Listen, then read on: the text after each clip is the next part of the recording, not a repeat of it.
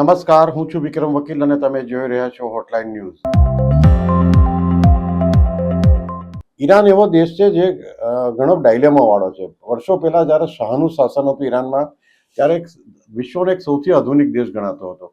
ત્યાંની સ્ત્રીઓ પણ જેમ યુરોપિયન અને કે અમેરિકાની સ્ત્રીઓ જે રીતના કપડાં પહેરે છે કે જે આધુનિક રહેણીકરણીથી રહે છે, એ રીતે ઈરાનની સ્ત્રીઓ રહેતી હતી. ખાસ તમને બીજી એક વાત કહું તો ઈરાનની જેટલી અદ્ભુત ફિલ્મો હોલિવૂડે પણ નથી બનાવી. ત્યાર પછી જે મુલ્લાઓનું શાસન આવ્યું, ખોમેનીનું શાસન આવ્યું અને જાત જાતના રિસ્ટ્રિક્શન આવ્યા ઈરાનમાં, મહિલાઓ પર બુરખો વગર બહાર નહીં નીકળી શકે. તેમ છતાં વારે તહેવારે ઈરાનની સ્ત્રીઓએ આંદોલન કર્યું છે, બળવો પોકાર્યો છે. ઘણી બધી સુંદર ફિલ્મો મજીદ મજીદી નામના એક ડાયરેક્ટરે બનાવી છે, એમાંની ઘણી બધી મેં જોઈ છે. એમાં એક ફિલ્મ એવી હતી કે ફૂટબોલ જોવા માટે સ્ત્રીઓ સ્ટેડિયમ પર નહીં જઈ શકે, ઘરમાં બેસીને જોઈ શકે. સ્ટેડિયમ પર જવું હોય તો ફક્ત મેલને જ એન્ટ્રી હતી. તો જે ફૂટબોલની ચાહક કેટલીક છોકરીઓ હતી, એમણે છોકરા જેવા વાળ કપાવીને, છોકરા જેવા કપડાં પહેરીને ઘૂસણખોરી કરી અને ત્યાર પછી સ્ટેડિયમમાં જઈને મેચ જોઈ હતી અને એમાં પકડાઈ ગયા પછી એમના પર શું વીત્યું હતું એના પર એક સુંદર ફિલ્મ આવી હતી. હવે આપણે મૂળ વાત પર આવીએ આજે તો.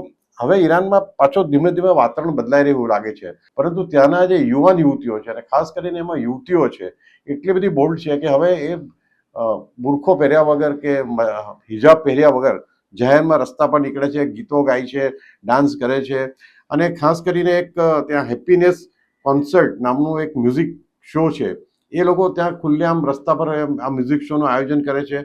આનાથી કટ્ટરવાદીઓ નારાજ થઈ ગયા છે, પરંતુ એમનું કંઈ ચાલતું નથી, કારણ કે સરકાર પણ અને કટ્ટરવાદીઓ મુલ્લાઓ પણ એટલે ડરે છે કે મેજોરિટી છોકરીઓ આ ખુલ્લી હવાની તરફેણમાં છે અને હવે ઈરાનમાં ખુલ્લી હવા લહેરાઈ રહી છે.